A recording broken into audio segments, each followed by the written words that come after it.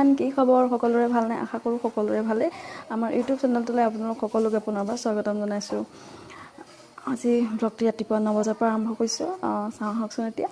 আৰু ভিডিঅ'টো যেন শেষলৈকে চাই ভাল লাগিলে লাইক কৰি দিব, শ্বেয়াৰ কৰিব আৰু ছাবস্ক্ৰাইব কৰি দিব। আহকচোন আৰম্ভ কৰোঁ।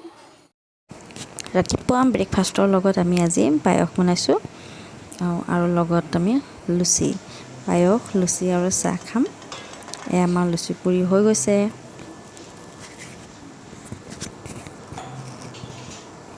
ফুলা ফুলা লুচি আৰু লগত আমি পায়স খাম। আপোনালোকে বাৰু ভাল পায়নে খাই পায়সৰ লগত লুচি? ব্ৰেকফাষ্ট ৰেডি হৈ গ'ল। এয়া পায়স, চাহ আৰু লুচি। আমি এতিয়া খাই লৈ আপোনালোকক লগ পাই আছোঁ। এতিয়া পাকঘৰলৈ যাওঁ দুপৰীয়া ভাত ৰান্ধিবৰ কাৰণে। কি ৰান্ধো বাৰু আপোনালোকক দেখাই যাওঁ, আহকচোন। এয়া লোকেল মুৰ্গী, 800 গ্ৰাম হয়। এয়া আমি এইখিনি কেঁচা মিঠাতেল আৰু নিমখ দি মেৰিনেট কৰি থৈছোঁ 30 মিনিট সময়। এনেকৈ থ'লে খাবলৈ ভাল হয় আৰু কালাৰটো ধুনীয়া হয়। এয়া আমি পিঁয়াজ লৈছোঁ, 5টা পিঁয়াজ লৈছোঁ আৰু এয়া জালুক জিৰা আৰু এয়া আদা নহৰু পেষ্ট আৰু লগত আমি ৰঙালাও দিছোঁ আৰু আলু আৰু 2 খিলা মিঠাপাত আৰু 2টা জলকীয়া আৰু দালচেনি। আমি লং ইলাচি দি বনোৱা নাই, কাৰণ লং ইলাচি সকলোৱে ভাল নাপায়। আমাৰ ল'ৰা ছোৱালীকেইটাই ভাল নাপায় বাবে দিয়া নাই। অকল দালচেনি দিয়ে বনাই খাইছোঁ, খাবলৈ বহুত ধুনীয়া হৈছে। এতিয়া আমি গোটা জিৰা কেইটামান দিছোঁ তেলত আৰু দালচেনি পিছো দি দিছোঁ আৰু শুকান জলকীয়া 2টা, লগত আমি তেজপাত 2 খিলা আমি ভাঙি দিছোঁ। এইখিনি অকণমান ভাজি লোৱাৰ পাছতে আমি ইয়াত পিঁয়াজখিনি দি দিম। এয়া পিঁয়াজ দি দিছোঁ। এতিয়া পিঁয়াজখিনি অলপ ৰঙচুৱাকৈ ভাজিব লাগিব ভালকৈ। এয়া আমি ভাজি হোৱাৰ পাছতে জালুকৰ পেষ্টটো দি দিছোঁ।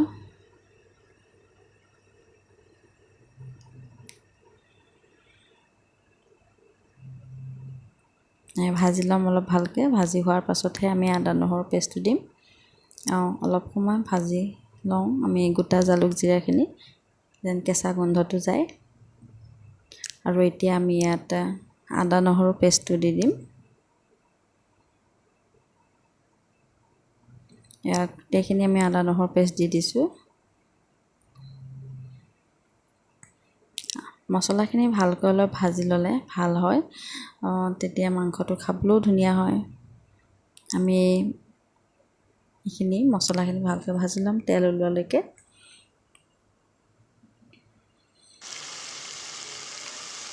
আমি ইয়াত বেলেঞ্চটো ঠিক ঠাক থাকিবৰ বাবে আমি অকণমান চেনি দি দিছোঁ, টেষ্টটো যেন মেইনটেইন হয়।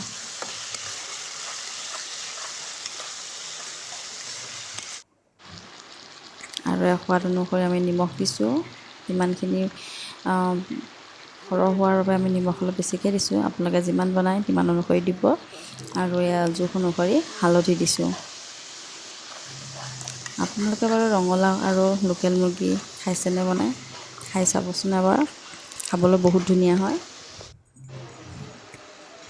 এই আমি এতিয়া মাংসখিনি আমি এতিয়া মছলাত এড কৰি দিম, কাৰণ মছলাখিনি আমাৰ ভাজা হৈ গৈছেই আৰু মছলাই যিহেতু তেল এৰিছে। আৰু এতিয়া আমি মাংসখিনি এড কৰি দিম। দেখিছে নহয় এয়া মছলাই কেনেকৈ তেল এৰিছে। ভাজা হৈ গৈছেহি আমাৰ বহুতখিনি ভালেই হৈ গৈছে। আমি এতিয়া অকণমান পানী এড কৰি দিছোঁ আৰু লগতে আমি মাংসখিনি দি দিছোঁ।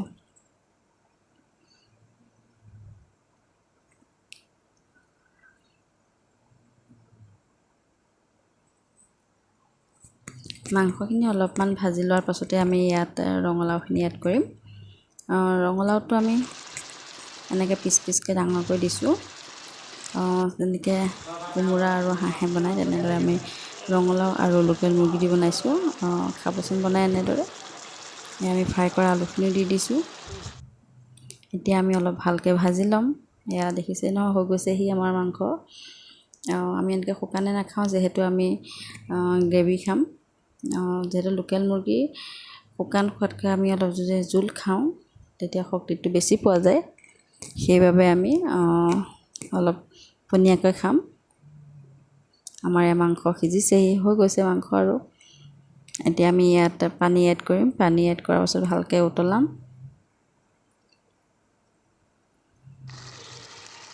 আৰু আমি পানী নিদিয়াৰ আগতে আমি অলপ মিট মছলা দি দিছোঁ আৰু গৰম মছলা এচামুচ দিছোঁ, দেখুওৱা নহ'লে আপোনালোকে দিব।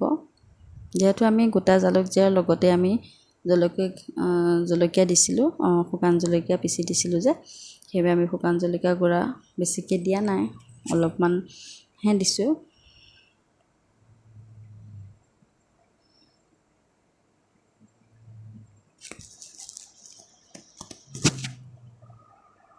এয়া আমাৰ দেখিছে নহয় কিমান ধুনীয়া কালাৰ উঠিছে। মাংস আমাৰ হৈ গ'ল। আমি ইয়াত আধা চামুচমান জলকীয়া এড কৰিম, যিহেতু জ্বলা হৈছে চাগে, আৰু বেছিকৈ নিদিওঁ জ্বলা, অলপমান দিম কালাৰটো মেইনটেইন হোৱাকৈ। আমি জলকীয়া অলপমান দিছোঁ, এচামুচৰো নহয়, হাফ চামুচতকৈ কম পৰিমাণে দিছোঁ। আৰু এতিয়া আমাৰ মাংস এয়া হৈ গ'ল। এনেকৈ মাংস জোল খাবচোন, খাবলৈ বহুত ধুনীয়া হয়।